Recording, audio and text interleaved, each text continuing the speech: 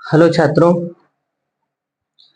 आप लोगों को हम प्रकाश का अपवर्तन कक्षा 12 में प्रकाश का अपवर्तन वाला चैप्टर पढ़ा रहे थे। उसमें बहुत सारी टॉपिक हमने पढ़ा दिया है और इसमें हम अगला टॉपिक पढ़ा रहे हैं कि विस्थापन विधि से उत्तल लेंस की फोकस दूरी को कैसे ज्ञात किया जाता है। और विस्थापन विधि से जो उत्तल लेंस की फोकस दूरी ज्ञात करते हैं, यह एक तरह से आप लोगों को कक्षा 12 में प्रैक्टिकल भी करना है। प्रैक्टिकल करेंगे तो इसकी जानकारी रहेगी, तभी प्रैक्टिकल कर सकते हैं। और इससे संबंधित जो एग्जामिनर आते हैं वो प्रश्न भी पूछते हैं आप लोगों से। तो आते हैं, सूत्र का निगमन करते हैं और सूत्र का निगमन करेंगे और उसमें सूत्र में जो भी राशियां होंगी उसका मान रखकर लेंस की फोकस दूरी को हम लोग ज्ञात करेंगे। ठीक है, आइए, इसमें लिखा है कि विस्थापन विधि से उत्तल लेंस की फोकस दूरी ज्ञात करना। ठीक है, इसमें हम क्या करेंगे कि पहले लिखेंगे कुछ, आप लोग लिखेंगे। इसमें लिखना क्या होता है कि जब वस्तु उत्तल लेंस से, देखिए यह एक उत्तल लेंस लिए हैं, जब वस्तु उत्तल लेंस से u दूरी पर स्थित होती है, यह o डैश एक वस्तु है, यह उत्तल लेंस है। ठीक है, तो जब इससे u दूरी पर स्थित होती है तो उस वस्तु का प्रतिबिंब उत्तल लेंस से v दूरी पर बनता है। देखिए यह u दूरी पर वस्तु स्थित है, इसका प्रतिबिंब v दूरी पर बना है। ठीक है, तो लिख लेंगे आप लोग कि जब वस्तु उत्तल लेंस से u दूरी पर स्थित होती है तो उस वस्तु का प्रतिबिंब जो होता है उत्तल लेंस से v दूरी पर बनता है। दूसरी स्थिति में जब वस्तु उत्तल लेंस से भी दूरी पर स्थित हो, देखिए यह उत्तल लेंस है, थोड़ा सा इसको हम आगे ले गए हैं, मगर यह जो दूरी थी वह दूरी अब ये कर देंगे। ठीक है, इसको थोड़ा सा हम आगे लेंस को थोड़ा सा विस्थापित करेंगे, आगे ले जाएंगे। तो अब वस्तु को क्या करते हैं, भी दूरी पर रख देते हैं लेंस से, तो उस वस्तु का प्रतिबिंब क्या होता है, यू दूरी पर बनता है। यानी यह दूरी इधर चली जाती है और यह दूरी इधर चली जाती है। तो यह लेंस क्या करता है, जो उत्तल लेंस होता है, यह किसी वस्तु के प्रतिबिंब को क्या करता है ना, उत्तल लेंस ही एक ऐसा लेंस है जो किसी वस्तु के प्रतिबिंब को एक ही स्थान पर लेंस दो स्थितियों में बना देता है। अपनी दो स्थिति लेता है, एक पहली स्थिति मान लेते हैं L1 है, लेंस की स्थिति है, और दूसरी स्थिति यहाँ पर L2 कर देते हैं, तो ये दूसरी स्थिति में भी उसी पर बना देगा, पहली स्थिति में भी इसी पर्दे पर, यह पर्दा है, पर्दा लिए है। ठीक है, और इसमें पहली स्थिति में जो प्रतिबिंब बना है I डैश, और दूसरी स्थिति में जो प्रतिबिंब बना है वो I डैश हो जाएगा, I डबल डैश। ठीक है, इस पर I डबल डैश कर देते हैं, अच्छा लगेगा। यह प्रतिबिंब बड़ा है छोटा है। ठीक है, तो आप लोग लिखेंगे क्या, थोड़ा सा फिर से सुन लीजिए कि जब वस्तु उत्तल लेंस से u दूरी पर स्थित होती है तो उस वस्तु का प्रतिबिंब उत्तल लेंस से v दूरी पर बनता है, तथा जब वस्तु उत्तल लेंस से v दूरी पर स्थित होती है तो उस वस्तु का प्रतिबिंब उत्तल लेंस में u दूरी पर बनता है। अतः उत्तल लेंस में किसी वस्तु का प्रतिबिंब उत्तल लेंस की दो स्थितियों में एक ही स्थान पर प्राप्त होता है। तो इस विधि से उत्तल लेंस की फोकस दूरी को ज्ञात करना है, विस्थापन विधि से उत्तल लेंस की फोकस दूरी ज्ञात करना कहलाता है। ठीक है, और इसके सूत्र का निगमन हम लोग करते हैं। तो इसमें हम मान लेते हैं यह वस्तु है, वह पर्दा है। तो ठीक है, मान लेते हैं, माना वस्तु ओ डैश तथा पर्दा के बीच की दूरी हम मान लेते हैं, जो बीच की दूरी है वह दूरी कितना है, a है। सुन लीजिए, हम एक वस्तु ओ डैश और ये पर्दा है, तो इन दोनों के बीच की दूरी a माने स्मॉल a, यहां से यहां तक की दूरी स्मॉल a है। ठीक है, तथा लेंस के दोनों स्थितियों में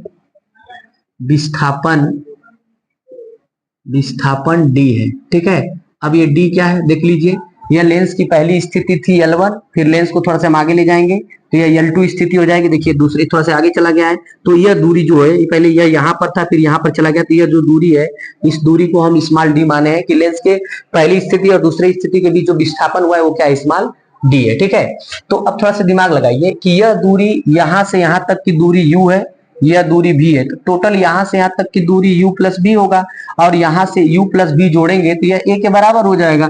तो यह दूरी और यह दूरी जोड़ेंगे तो टोटल a होगा, तो यह हो जाएगा u प्लस भी। अब बराबर कर देते हैं, क्या बतलाइए, a कर देते हैं, ये समीकरण नंबर 1 कर देते हैं। ध्यान सुन लीजिए कि यह दूरी और यह दूरी आप लोगों को दिखाई दे रहा है कि यह टोटल दूरी a के बराबर है, तो u प्लस b बराबर हम क्या लिख देंगे, ए लिखेंगे। दूसरी स्थिति ध्यान से देखिए कि यह टोटल यहां से यहां तक की दूरी भी है, देखिए ये ओ डैश और ये लेंस L2 के बीच की दूरी कितना है बताइए, v है, या टोटल v है।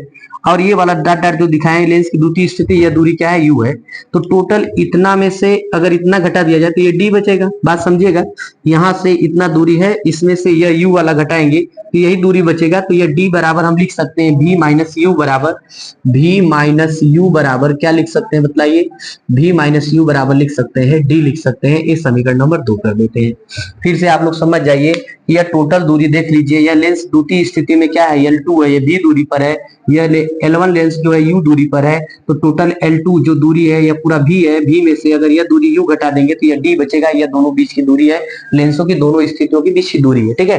तो v माइनस यू बराबर हम लिख देंगे d। आप लोगों को एकदम समझ में आ रहा होगा। इसके बाद हम क्या करते हैं, यहाँ से जोड़ देते हैं समीकरण एक को, क्या करते हैं जोड़ देते हैं समीकरण एक में, समीकरण एक को समीकरण 2 में जोड़ देते हैं, ठीक है। जोड़ेंगे तो क्या होगा देखिए, a माइनस यू है, a प्लस यू है, जोड़ते समय मालूम है कि चिन्ह चेंज नहीं होता है, तो माइनस प्लस ये दोनों कट जाएगा, ये प्लस है ये माइनस है तो कट जाएगा, तो भी मिलकर हो जाएगा 2v बराबर, यह हो जाएगा a प्लस डी, ठीक है।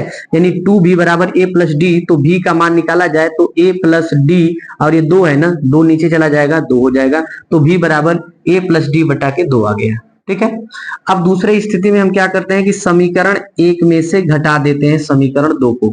आप लोग ध्यान दीजिए, समीकरण एक में से घटाएंगे, जब घटाएंगे तो चिन्ह क्या होगा, चेंज होगा। देखिए यहाँ पर प्लस है, ये v के सामने प्लस है तो ये माइनस होगा, तो ये माइनस v और ये प्लस v दोनों कट जाएगा, और ये माइनस का प्लस होगा तो प्लस u और u। देखिए u प्लस v बराबर क्या लिखा गया है, a, और v माइनस u बराबर लिखा गया है d। जब घटाएंगे ना तो a प्लस का माइनस होगा, माइनस का प्लस होगा, प्लस का माइनस होगा, तो a माइनस b से प्लस b कटेगा, ये u और u मिलकर हो जाएगा 2u, और ये दोनों जुड़ जाएगा तो a plus a minus D होगा, a में से d घटेगा तो a माइनस डी होगा, तो u का मान देखा जाए तो a माइनस डी बटा कितना हो जाएगा, 2 हो जाएगा, ठीक है। घटाने के बाद मिलेगा, तो घटा देंगे तो आप लोगों का क्या मिल जाएगा बतलाइए, यानी 2u बराबर हो जाएगा a माइनस डी। अब यहां से u का मान निकाला जाए तो a माइनस डी बटा के कितना हो जाएगा, 2। क्या आप लोगों को समझ में आ गया होगा, ठीक है। ये u का मान और v का मान आप लोगों को समझ में आ गया। आप लोग जानते हैं कि 1/f बराबर क्या होता है, 1/v माइनस 1/u, ये दोनों मान रख देंगे तो 1/f बराबर 1/v, v का मान देखिए क्या है, a प्लस डी बटा के कितना है, 2, ठीक है। और फिर माइनस 1/u, u वस्तु की दूरी है, थोड़ा सा ध्यान दीजिए, वस्तु की दूरी ऋणात्मक होगी, यहाँ पर वस्तु की दूरी हम माइनस में रखेंगे, माइनस हो जाएगा, ये क्या है, a माइनस डी बटा के 2, ठीक है। और ये 2 छटक के ऊपर चला जाएगा तो 1/f बराबर, ये 2 छटक कर गया, 2 बटा के कितना हो जाएगा, a प्लस डी, अब माइनस माइनस माइनस प्लस हो जाएगा, 2 बटा के क्या हो जाएगा बताइए, a माइनस डी हो जाएगा। इसका एलसीएम ले लेंगे तो 1/f बराबर, इसका इधर गुणा करेंगे तो 2a माइनस 2d, 2 का गुणा a में करेंगे 2a माइनस 2d प्लस 2 का गुणा इधर करिए तो 2a प्लस कितना हो जाएगा, 2d। अब बटा के कितना हो जाएगा बताइए, a plus D, a minus D, एक कोष्टक में a प्लस डी और एक कोष्टक में a माइनस डी, इसका गुणा हो जाएगा। तो हम लिख सकते हैं कि 1/f बराबर, ध्यान से देखिए कुछ बर्बाद हो जाएगा, ये माइनस 2d से प्लस 2d बर्बाद हो जाएगा, 2a मिलकर कितना हो जाएगा, 4a होगा। ध्यान समझना, a plus D, a minus D, यानी एक कोष्टक में a प्लस बी, एक कोष्टक में a माइनस बी, यह a square minus B square का फार्मूला होगा। तो a square minus D square पलट देंगे तो f बराबर क्या हो जाएगा बतलाइए, a square minus D square बटा के कितना हो जाएगा, 4a। और यह विस्थापन विधि से उत्तल लेंस की फोकस दूरी ज्ञात करने का सूत्र होता है। ये क्या होता है, अगर कोई पूछे तो ये हम बतला देंगे कि यह वस्तु और पर्दे की बीच की दूरी है। यानी जब आप प्रैक्टिकल करेंगे ना तो आपको एक पिन, 2 पिन दिया जाएगा, यह वस्तु पिन होता है या प्रतिबिंब पिन होता है।